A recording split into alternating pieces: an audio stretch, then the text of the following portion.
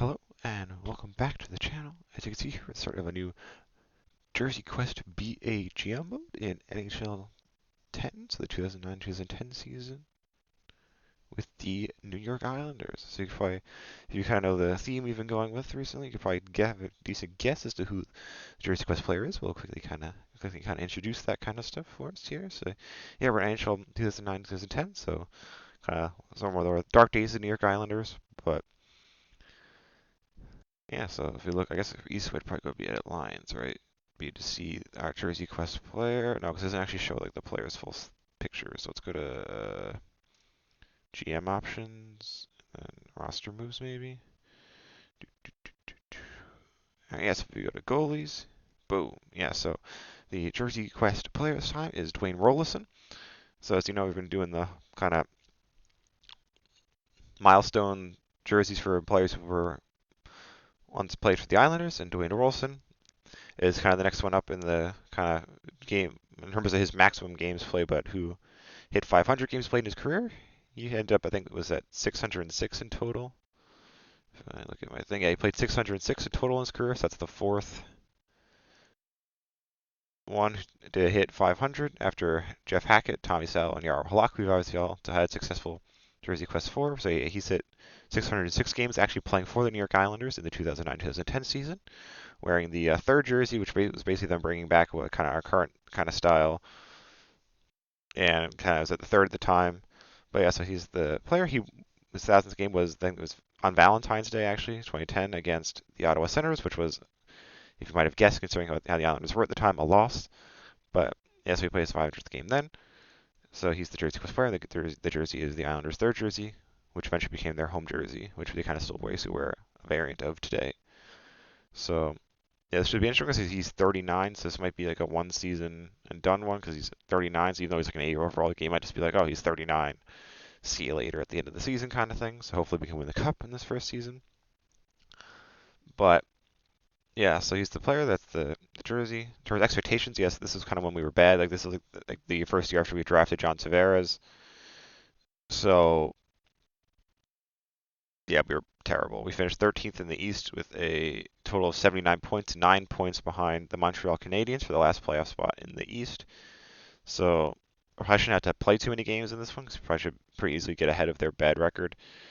But hopefully we can kind of improve on that record, maybe make the playoffs, make a run. Because I have a feeling, even though Rolson's career lasted until 2011-12, I have a feeling the game is not going to be that cooperative with it because he is so old and he's probably going to retire. But you'll have to see in a couple seconds after I kind of. This is the end of the intro part here, so in a couple seconds will be the 2009-2010 season recap. Okay, so here we are in the free agency period after the 2009-10 season. So obviously we didn't win the Stanley Cup, but we also didn't have Wayne Rolls retire. So let's kind of quickly recap how the season went and kind of what we did in the free agency and stuff. So in terms of the season, let's go to Stats Central, I guess, team standings. As you can see here, we finished not too dissimilar to where the Islanders finished that season. We had a 33, 38, and 11 record for 77 points, which you actually notice that's actually worse than their actual record by that year by one win. So if you like, their actual record that year was 34, 37, and 11. So basically what happened was we were like in a playoff spot for like most of the pretty much the entire season. I'd say we had a really hot start and we were like going really good. So I didn't end up playing a single game. And we got to the trade deadline, and I was like, all right, we're in a playoff spot. You only need like one or a couple of wins to like hit where they actually like the 34 the Islanders actually got that year. And we have a whole bunch of games in March after the trade deadline. And like let's just like quick, I'll just like sim through all of them, and we'll get into the playoffs, and it'll be hunky dory, and everything will be good. And then we literally won one game after the trade deadline. We went. I don't know if I can see if I can pull up the calendar and show it, because I don't know if we like changed in the free agency period. If you can go and see it. Yes, here we go. So here's the trade. So even before that, yeah, we're doing pretty decent, and then we went from here in February 1, 2, 3, 4, 5, 6, 7, 8, 9, 10, 11, 12, 13, 14, 15, 16, 17, 18, 19, 20, 21 game losing streak. And that kind of obviously torpedoed our playoff chances, and we finished and a one win short because of that. But again, it doesn't really matter if you're missing the playoffs anyways. I guess it didn't really matter like how many points and less points. I guess technically is better, so you get like a better draft position. But yeah, so not a great season. In terms of kind of stats stuff, our goals for per game was 2.83, goals against was 2.94. Best player or leading scorer in the regular season was Kyle Poso. He had 37 goals, 37 assists for 74 points. In terms of Dwayne Roloson stats, because I turned off like coaches editing the lines and stuff because I like was like editing has been and then with their injuries and then like how I do it, I turn it off when there's an injury to kind of prevent it from snowballing and like allowing kind of everyone in the league to kind of recover and stuff during that period as well. Got to keep things more competitive so like teams don't get absolutely slaughtered by injuries all the time. We get injuries and stuff. So he ended up playing like basically no games because there's no auto rotate goalie. So DiPietro literally played like every game except for like I think Roloson went in like in relief in one game and like pitched like a shutout basically, but I think we ended up still losing. So yeah, this whole first season is kind of a wash anyway, so it's kind of good where Roloson didn't end up retiring. So we have this next season to actually kind of go and I'll actually have to like go and manually rotate the two of them to get Roloson some games and stuff. But in terms of I guess how so obviously we didn't play the playoffs because we missed it. So in terms of kind of the awards and stuff, Blue Jackets won the cup with they finished the third in the West in the regular season with 102 points. They ended up winning the cup, so good for them. President's Trophy was the Sharks, who finished with 112 points in the regular season, and the Blue Jackets beat the Bruins, who were the 5 seed in the East with 96 points. Art Ross went to Ilya Kovalchuk. He finished with 119 points. Art went to Bobby Lou, because obviously they give it to goalies. Norris went to Dan Boyle. Lady Byng went to Marian Gaborik, who finished 4th in scoring with 111 points. Calder went to Andrej Pavlik. Conn Smythe went to Rick Nash. Vezina went to Rick DiPietro. I'm guessing because he like played like all our games, his stats I don't think were too bad, to be honest. So he ended up winning the Vezina. Jennings went to Bobby Lou, so I guess he ended up winning the least amount of goals. And Kopitar won the Masterton. Selke went to Burrows from the Canucks. Pearson went to Rick Nash, who was second in scoring. I think I didn't mention yet because his other trophy was a playoff one. He finished second scoring with 118 points. And the Rocket Richard went to Ilya Kovalchuk, and then we're back in a circle. So obviously that was not a great season. We kind of ended up falling away at the end, and we ended up having, cause I think Doug Waite and Mike Sillinger retired, and then like a bunch of players who were here did not want to sign new contracts because we had such a bad regular season. So we had to kind of pivot and went on a bit of a spending spree in free agency, and we still have 10 million cap space, so that's kind of nice. But in terms of the big sign, so we also end up because we finished bad. There's no John Tavares because this is like the last game before they reached the deal with the Canadian juniors. There's no John Tavares in this, but we basically kind of ended up getting a replacement for him in the draft with like a game generated center who's going to end up being like our third line center this season. But in terms of free agency signings, let me go, I guess, into the contract screen is probably the easiest way to see. Actually, no, we can probably go down here. So right wing, we needed someone because Richard Park didn't want to resign. I mean, we didn't really need anyone that's good because we had like a right wing was like our best position because we have like Poso, Hunter, and Blake Como who are all like 80 overall or above. So I just needed someone in the 70s, so I signed Chris Chucko, who's a 79 overall to a 1-year deal. Is this way like okay? There we go. And then on defense, I needed basically 2 right defensemen, one to kind of improve us, and then 2 because like I actually needed one. So the first one I signed was Adam Pellick's older brother, Matt Pellick, who's an 80 overall to a 2-year deal. And then let's keep scrolling down here. I feel like we're gonna run out. Okay, so the other right defense we signed was Pavel Kubina. He's an 83 overall to a like let's say 2-year contract. So I guess I got to go into the contracts menu to show the rest because we ran out of room because other teams are signing players as well. So let's go to contracts. How many transaction news? I'm already in contracts. Okay, so centers. So if you sort by overall here, so yeah, so a big signing. Signed Joe Pavelski to a 5x4. He's an 84 overall, so he's kind of obviously step in, be our top line center. So and we have Josh Bailey, who I didn't have to, I re-signed. Then this is our like basically new John Tavares, the CPU generated guy, and then we got these chaps down here. So one of these two, I think probably end up being Hilbert. Hilbert will be our fourth line center, and then Freds Nielsen will be uh, out of our 13th forward. On the left, our free agent sign because Matt Molson didn't want to sign a new contract was Alexander Frolov to another 5x4 because we had like basically like 25 million cap space. So I was like, oh, overpay a little bit to actually get these free agents in. So Alexander Frolov to a 5x4, 84 overall as well, and then kind of the rest of our left wings. This will be like the four lines. Right wing, as I said, we were pretty good. So I already mentioned the guy, but yeah, so we have Kyle Okposo, Trent Hunter, Blake Como, and then this chap here, and then defense. So Braden Coburn was our big one on the left because Brendan Witt did not want to re-sign. He was like, your regular season was bad, which kind of was. And also it was kind of weird because he was our one like real injury during the season. He got out with an injury, and we are kind of still chugging along. And then when he came back from injuries, when that like huge losing streak started, so I guess I don't really mind getting rid of him. So I signed Braden Coburn to a 3x4, so he'll be kind of manning the top pair. Then we have Mark Streit, Pavel Kubina. So we have a decent now, I think, pretty solid team overall. Then we have Ricky D. So let's actually look at his stats from last season. Yeah, so he played all 82 games, 33 wins, 2.8 goals against, and a 9.06 save. Yeah, so that's like, I guess that probably explains why I got the Vezina. But so not bad, TBH. But next season I'll like actually rotate them more effectively. So then Dwayne Roloson will get a bunch of games and stuff, and hopefully it'll keep us fresher and whatnot. But in terms of expectations for next season, I hope, considering like I actually like improved the team a great deal and that we were in a playoff spot for most of the last season before things kind of fell apart after the trade deadline, like right before and after the trade deadline. That with these improvements, we should actually make hold, not collapse this time, actually make the playoffs and potentially go on a run. Because I think this probably will be Rolson's last season because he's on like the last year of his contract and he'll be like 40. So that's kind of what's gonna hopefully we do make the playoffs. But if not, it'll be what it'll be. But I guess you guys will find out in a couple of seconds. It has to be a lot longer for me, but for you guys it'll be a couple of seconds. And I get into the 2010-11 season recap.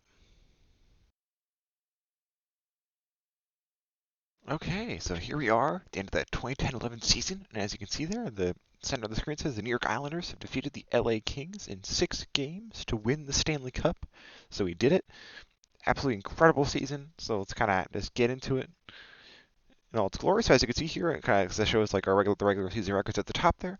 You finished with a 49, 25, and 8 record, which was good for 106 points, which was second in the Eastern Conference and the entire NHL, behind the Boston Bruins, who won the President's Trophy with 107 points. In terms of scoring and stuff, let's look at. I guess we can show the team standings quick just to show you. We were second in the league behind Boston. Absolutely incredible season from us in the regular season. And then that's team stats, not player stats. Oopsies. Team player stats. Here we go. So it's going to take a second to load because this is like an old game, an old console.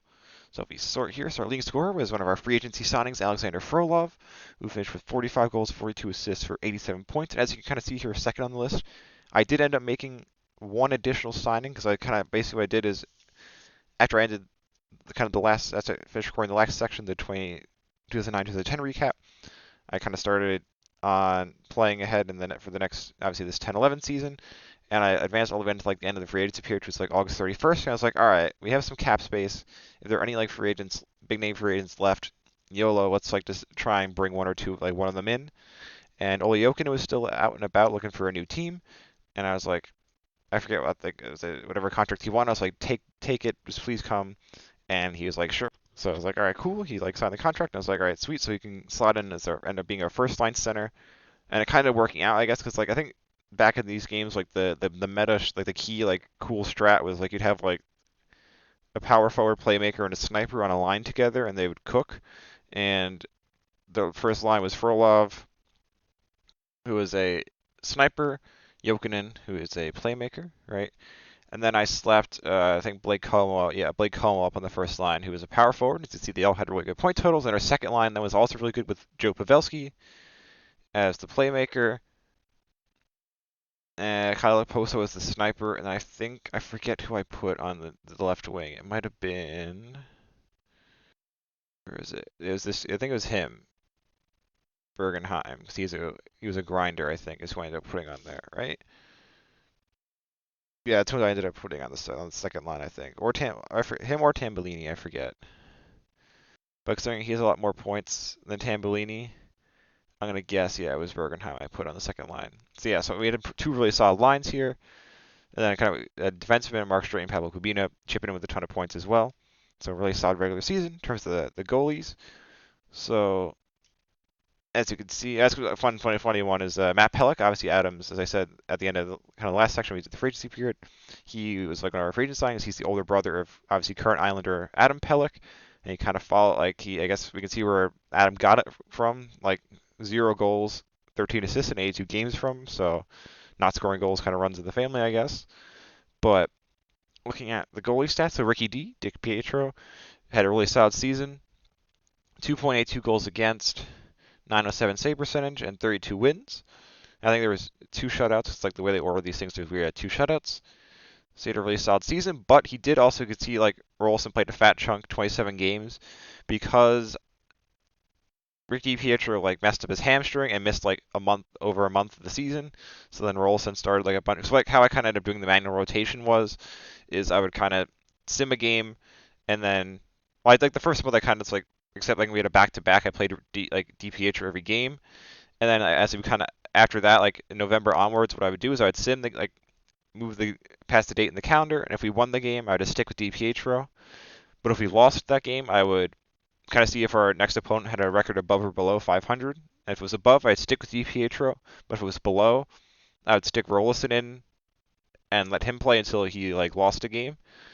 So that's like Roloson was getting some like a handful of starts that way, but then DiPietro got injured and he like played basically the entire like stretch of the season from like end of January, beginning of February, I think until like the middle of March when DiPietro got healthy again and had a really solid season for us. You could see 17 wins, 2.7 goals against, and 909 save percentage. Like basically better stats DiPietro was pulling as like in his kind of run as starter, which is like awesome from Dwayne. So he was really good for us. So that's cool because obviously last season he like played literally the one game and that was it. So we had like was able to bounce back and a really solid season as well. His overall even grew, even though he was 41. His overall went from 79 to 80.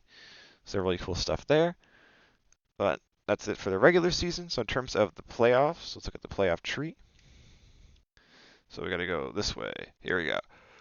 So round one, we got the Caps, who were the 17 with 93 points, and that series went to 7. We won game 1 4-1. They then tied it with a 6-1 win. We won game 3 4-2. They tied it again with a 5-2 win in game 4. We then won game 5 9-3, which is like absolutely insane. And then they tied it up again 2-1, but we managed to kind of basically keep the pattern going and won game 7 by a score of 4-3 to advance to round 2. We got a matchup against the Florida Panthers, who were the 3 seed with 99 points in the regular season.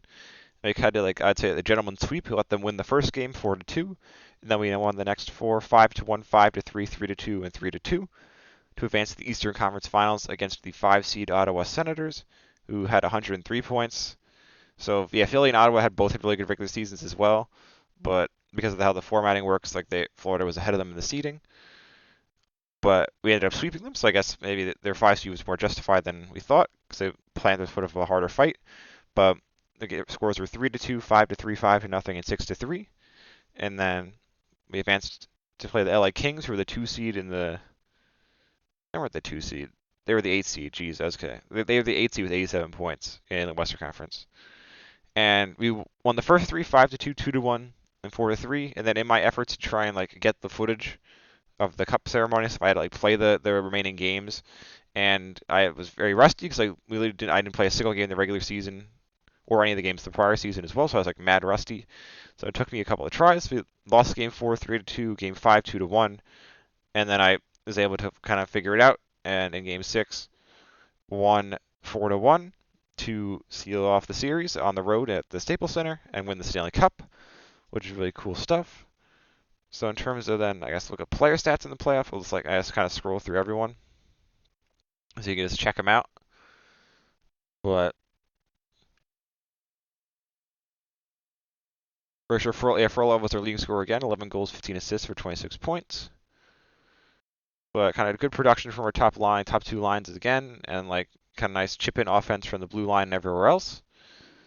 And then goalies. So Dick DiPietro played every game except the last 3 games in the Cup final, and he had really solid playoffs. 15 wins, 2.28 goals against, which was best in the playoffs. I think for anyone to play like a bunch more than the 3 games Roloson played, and a 921 save percentage, and no shutouts though, so that none of our scores were. Actually, no, we had one, and I guess around game 3 of the Eastern Conference Finals against Ottawa. And then Roloson, yep, came in those last 3 games that I played, so 2 losses and a win, obviously, 2 goals against average, which makes sense, and an 875 save percentage because they don't in the game CPU doesn't take enough shots really to kind of make up for the fact when you suck and they score.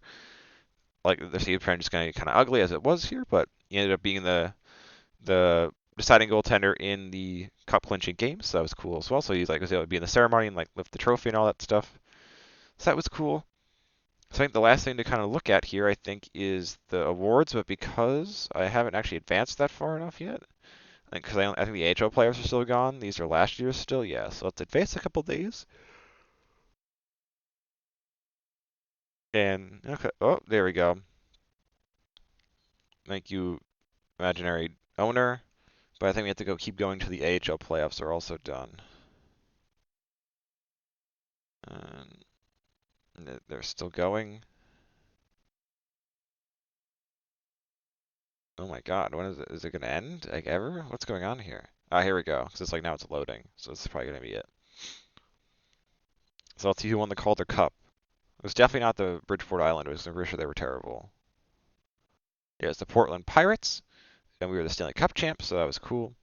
But let's, I guess, now look at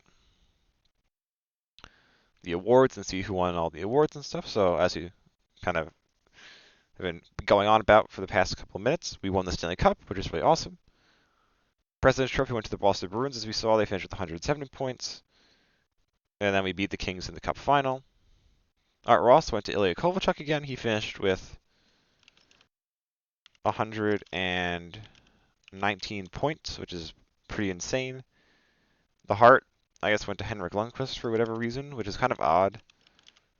But I guess it's kind of like the whole Rick DiPietro thing, where like he must have played an absolute ton of games and like like had a fat stack of wins. Because the Rangers were I think the 8th seed, yeah, 8th seed in the East with 93 points.